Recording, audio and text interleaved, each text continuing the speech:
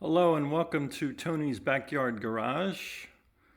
Today we're going to cut a chassis and extend it by 9 inches. The backstory is we have this 51 GMC truck that has a 70-year-old chassis, a straight axle front end, and a rear differential that has some problems. We hope to replace that chassis with the one we have up here, which is a 1998 S10 standard cab short bed chassis with a running and driving engine, anti-lock brakes, power steering, and updated everything. So in order to do that, we have to add 9 inches to this chassis.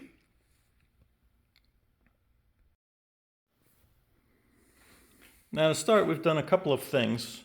First of all, I welded these angle irons onto the before and after I'm going to make my cut. And it's perfectly level when the angle iron is on these 2x4s. And I've got them on each side.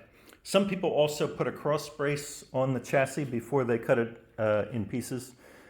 Since we're going to make our cut so close to the transmission cross member, I don't think we need to do that. But if we were cutting further back, we probably would. If you look at how an S10 is built, in theory, you could cut the chassis right there and there and there and just pull it apart. I'm not going to do that. So if we look over here, this whole inner structure here, I would like to keep the factory weld. So I've made my cut here, which is about 2.5 or 2 inches behind the other welds. And what I'm going to try and do is I've made my cut perfectly straight here, or as straight as I could get it. And now I'm going to take an angle grinder and cut through all the welding here in this inner structure, and I should be able to pull the whole thing apart.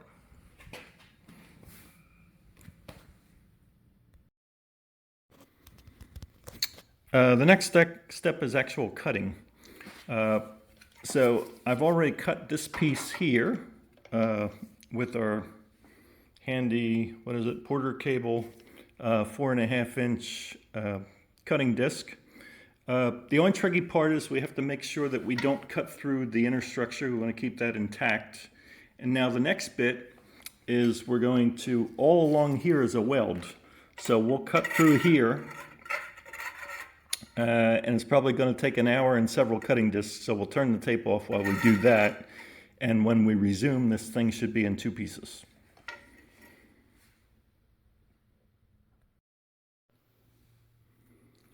Okay, we're back. We now have the frame apart. And we've managed to keep the inner structure solid. So that's good. And we cleaned it up a little bit. Unfortunately, this inner piece, I thought it was going to be the same thickness as the frame. The frame is an 1/8 inch thick, but the inner structure seems to be only about half as thick, maybe 18 gauge, maybe 16 gauge, who knows. But either way, it's not as good as the outer frame. So I thought we were just going to push this in to about here, and then add some frame material on the outside and we'd be good. But it looks like we will have to do some reinforcing inside. So I'm going to stop the video. I'm going to push this where it belongs and do some measuring, and then we'll figure out how to reinforce this.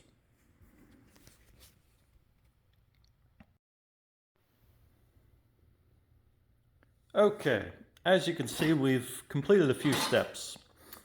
We now have the frame back together, kind of, sort of. It's not welded, it's just clamped into place. But if we look at this left side, this distance is now exactly 8 3/4. And on the right side, we are also exactly 8 3/4. We've also got some angle iron clamped into place to make sure that these are straight, and same on the right side.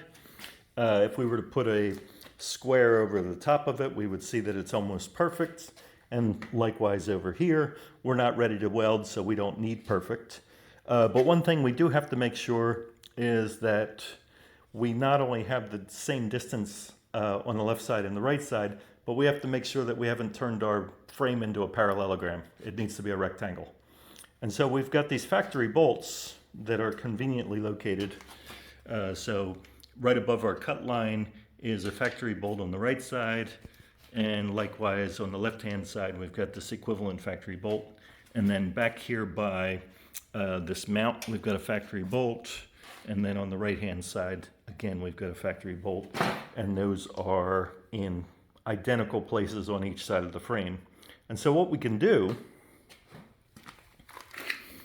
is, if we were to, so suppose our frame were a parallelogram instead of a rectangle, if we measured the top left vertex to the bottom right vertex, that would be a different distance than if we were to measure the top right vertex to the bottom left vertex.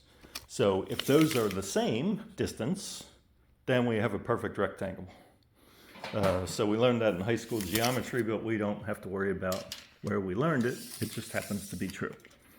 So if I were to measure again on this angle, from that bolt to this bolt, I measured it already and I get 43 3/4 inches. And likewise, from this bolt in the lower left to the upper right, if I were to measure center to center, again, I'm going to get that same distance. So this is perfectly square, and in theory, we're ready to weld, except we're not really ready to weld. I just put it close so that I could take some measurements and make some patterns to get to the next step of fabrication.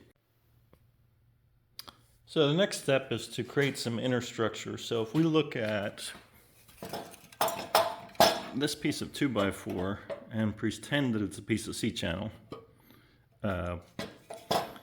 we're going to box in this inner piece with the new C-channel so that it fits tightly up against pieces of this frame on this side and this side.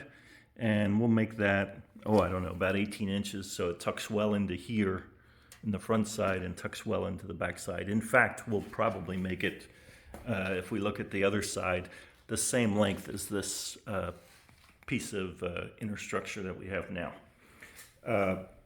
Once we have that, we can slide the frame back together and put some plug welds in the frame to join that piece that we just created, the boxed in inner part, and that should be good and strong.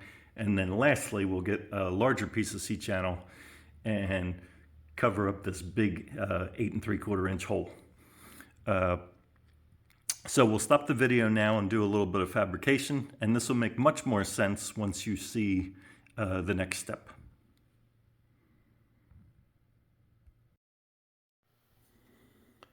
Okay, we're almost ready to weld.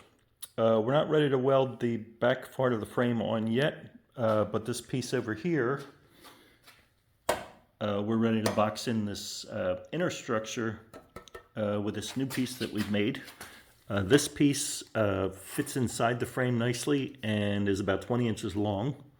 So in addition to our 8 3/4 inch gap here, we're into the frame about 5 inches here, and we're into the back part of the frame 6 inches this way.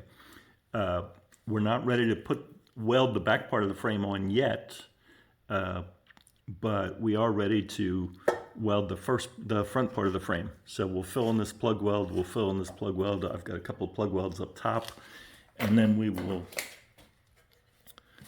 stitch this whole piece from here to here. And once we're sure that it's not going to move, once I move the clamps, I'll separate the frame again and be able to weld the rest of this boxed in portion all the way to the back, and then we'll flip it over and we'll do the bottom. So the front part will be done soon, and then we can put the frame together one more time, and at that point we'll put some plug welds in over here. We haven't made the cuts yet to do that, but we'll do that later. And then we'll put an outside piece of C-channel in here, and weld from here to here and here to here. So it'll look like one solid frame at that point. But before we do that, let's talk about what we've done. First of all, we've made this piece, and obviously you can't just buy a piece of steel that will fit inside your existing frame.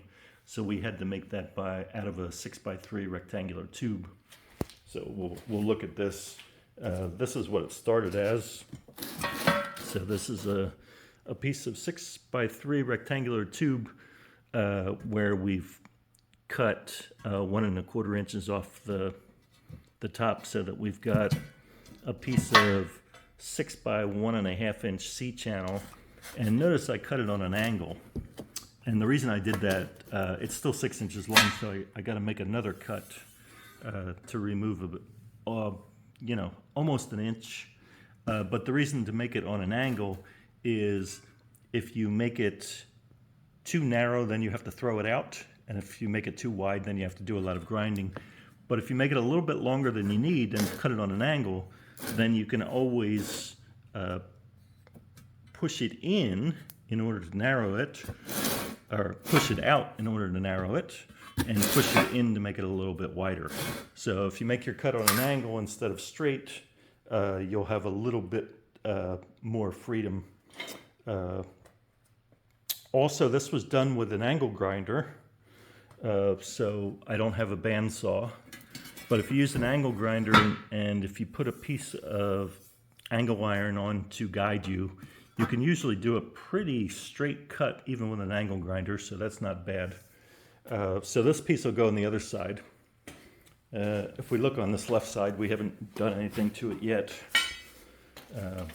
So we need to make that same piece as we made over there for this side. The other thing we did on the other side is with these vice grips, I bent this lip down a little bit so that my new piece of C-channel not only fits tightly inside the frame, but it overlaps with this so that I can put plug welds along the top as well as stitch weld it, so that should be a good strong weld. Again, as we are doing our welds, in order to do this fully boxed in part, I have to have this frame separated, but I've got it exactly where I want. So I want to make sure that this is firmly welded into place before I separate the frame and finish welding it. So again, I've done all kinds of measurements and I know it's exactly where I want it now. I'll put in a bunch of tacks, and when you weld, sometimes things move. So after each tack, I'll do my measurements and make sure nothing has moved, and that make sure my diagonal measurements are equal, as well as my side-to-side measurements, as well as making sure I still have my 8 3/4 inch gap. So I'll put in 20 tacks and do a bunch of measuring along the way to see that things haven't moved. And at that point, then this new piece and the old piece will be solidly together. I can take the clamps out, I can push the frame apart and know that nothing is going to move. And at that point, I can do my finish welding to box this piece in top and bottom. And then I can start on the other side. And then finally after that, I can put the frame back together, remeasure, get it the way I want, and then finally start plug welding the back piece to this inner structure, and then finally do this last piece where we weld another piece that looks like the size of the frame to the outside. So we'll stop the tape, we'll do some welding, and when we come back we'll have both the left side and the right side boxed in and ready to go. One other thing before I stop the tape, before I slid the C-channel inside, I painted the inside of the frame. So you can see this side is done. So this piece is painted here. My new piece of C-channel is painted on the inside. The idea is even though once this is all done, we'll end up sandblasting this and powder coating the frame. There's no way to get to the inside at that point, so we're going to do the inside as best we can now so that it doesn't rust.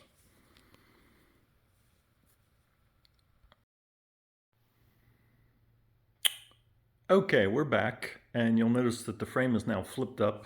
Front wheels are just on these wooden boxes, and the frame itself is leaning against the floor. And it's quite stable.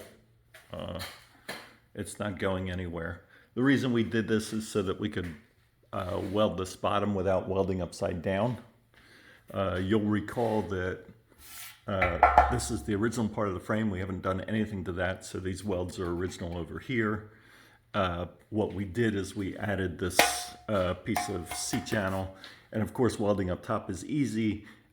We've now welded the bottom so that this is completely boxed in and very strong. We did the same thing on the other side. And so now I'm going to stop the video one last time.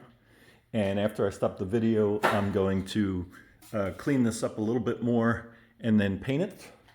And then I'm going to slip the back end of the frame in for the last time, clamp it up and get ready to do our final welds. And we should be done after that step.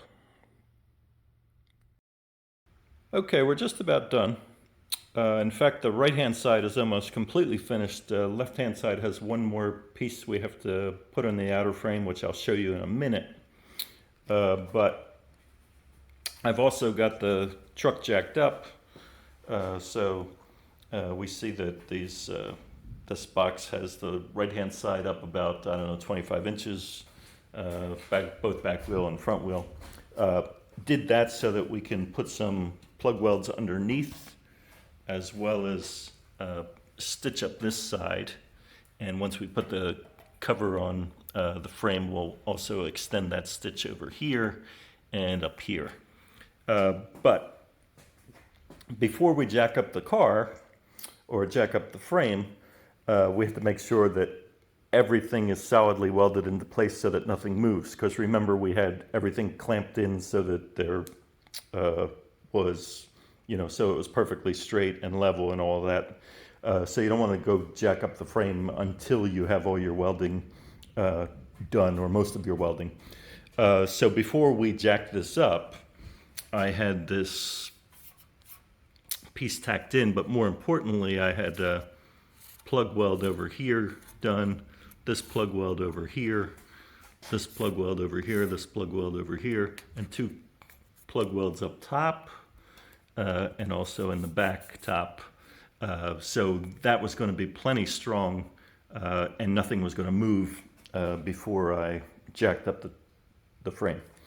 So just a quick note on these plug welds. So I took a 3/8 inch bit and drilled into there and down at the bottom as well, and then took a angle grinder and just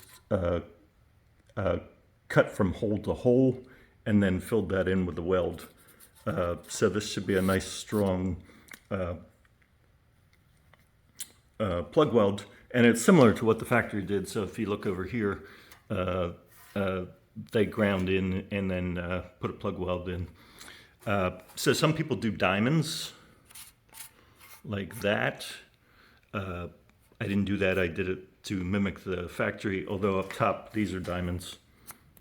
So we've got a diamond here, another diamond here, diamond here, diamond here. They're all filled in now and ground down. So that should be very strong. And then the last thing I'll talk about is connecting the two outer frame pieces, which again we do to make it look like the frame is connected, although those are not carrying a huge load. Most of the work is being done by these plug welds that we mentioned, as well as the stitch weld that we'll put from here to here and down there. So it's got plenty of welding. But let's talk about this outer frame piece on the other side. So this side has the same thing. We've got plug welds over here, plug welds over here, plug welds on the side. But the last piece is this outer frame, this guy, and we've got a top and bottom. But we'll put that in there. And remember that this piece is painted, this inner C-channel and the boxed in inner part. So what we'll do is, once we have the frame mated where we want, we'll clamp it in, and then we'll take our angle grinder, this guy, and we'll put a V in it. So once we have a V here, we'll make that V deep enough so that it grinds into the painted part of the inner frame, and then when we go to weld that V, we'll have plenty of room for the weld, and it'll weld this piece to this piece and both pieces to the inner structure. And then even after we grind that down, because we put the V in there, we'll have plenty of weld left to hold this together. So once this is tacked in, I'll be able to continue the stitch weld over here, and then I'll put the frame down and then jack up this side, and then complete the stitch weld on the other side from here to here and from here to here. And we should have plenty of welding redundancy at that point. If you don't trust your welds though, and we have every reason to trust our welds, and not only that, we've got inner structure, we got C-channel, we got a boxed in inner part, we got this piece welded to this piece, so we've got all kinds of redundancy built in. But if you still don't trust your welds, one of the things you can do is you can drill 4 holes, 2 here and 2 here. And remember, this is all factory stuff. We haven't messed this up. I mean, I ground down some of it to just make it look better, but this is all factory from here to here. And we've got that inner C-channel. So if you drill 4 holes and put some bolts with like 10,000 pound shear strength and bolt this to this and here to here, then essentially what you will be doing is bolting that inner part to the 2 frame pieces. And so even if all the welds fail, it'll still hold the thing together. The other thing you can do, if you want to add even more redundancy, is you could put a plate from here to here and here to here, so that you essentially box in the outer frame just like we boxed in the inner frame. But again, we don't need all that. We've got plenty of redundancy built into our frame. All right, so I'm going to stop the tape one more time. I know I've said that a couple of times, but we're going to finish all this up, and then in the last part, what I'll do is I'll show you that everything is straight and level, etc.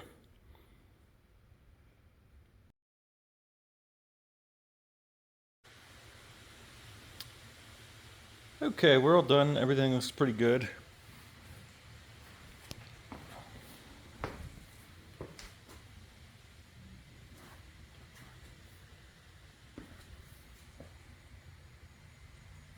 One last thing we want to do is take some final measurements.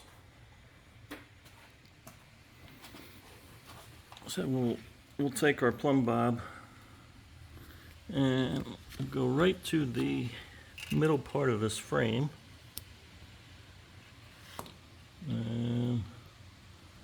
I've already done this, so I know where the dots are.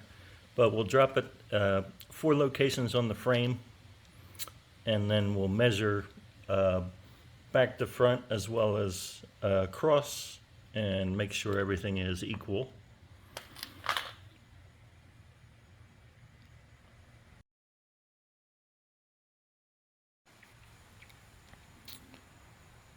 Okay, I've measured this like 3 times now, and when I measure the actual distance, length of the frame, I'm spot on.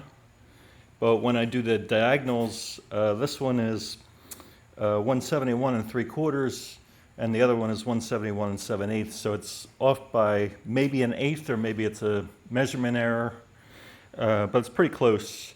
Of course, if we had a frame table, we could get this exact. but I think most collision shops are okay with anything that's 3/16 or less off. So I think we'll be good. We can fix any differences in the front end alignment.